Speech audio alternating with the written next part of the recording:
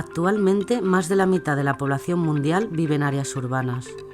Las políticas de planificación y regeneración urbana son una prioridad de los gobiernos para convertir las ciudades en espacios funcionales y habitables para las personas.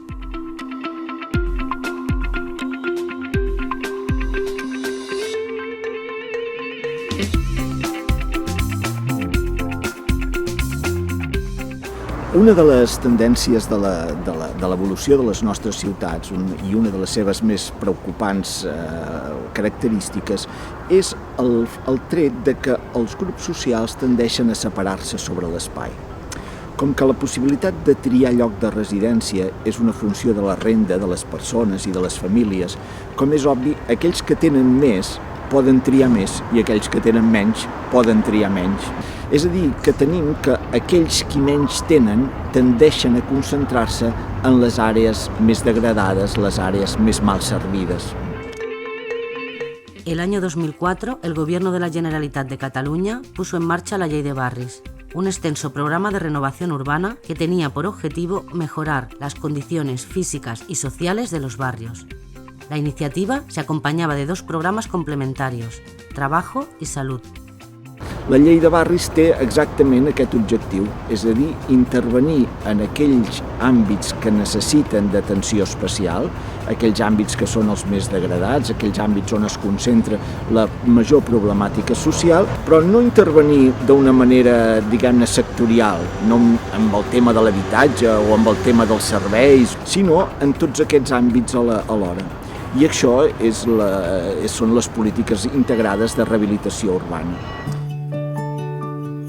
Personas investigadoras del proyecto SOFI, que trabajan en la Agencia de Salud Pública de Barcelona, han analizado si las mejoras físicas y sociales alcanzadas con la Llei de Barris han repercutido en la salud de la población.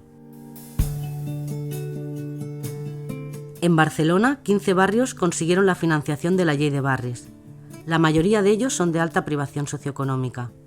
De estos, se seleccionaron los 5 que ya habían completado el programa para hacer 2 estudios que se presentan a continuación. El primer estudio analiza la percepción de los residentes sobre los cambios en su barrio y muestra que la mayoría de proyectos de la Llei de Barris han tenido efectos positivos e importantes en la salud de las personas.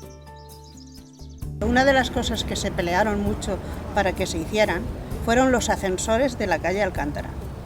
Esto ha sido estupendo, porque si no, para poder subir a la montaña caminando, imposible era para nosotros.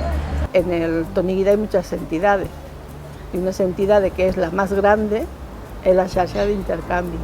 Te relacionas con otras personas, hablas con ellas, estás distraída, te enseñan cosas, y a mí particularmente me ha ido muy bien, me va muy bien. En Toni Guida yo digo que es mi segunda casa.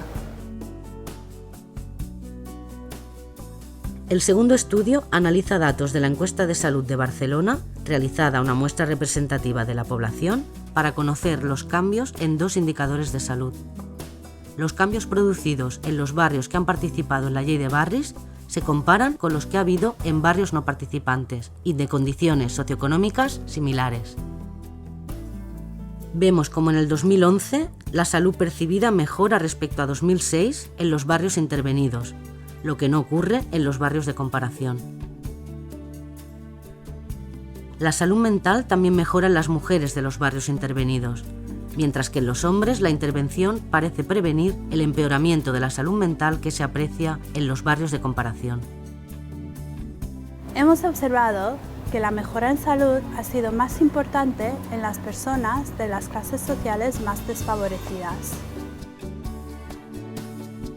Esta investigación ha sido útil para mostrar cómo las políticas de renovación urbana pueden mejorar la salud de la población. En la ciudad de Barcelona, en los barrios intervenidos por la Llei de Barris, se ha observado una mejora de la salud y una reducción de las desigualdades en salud.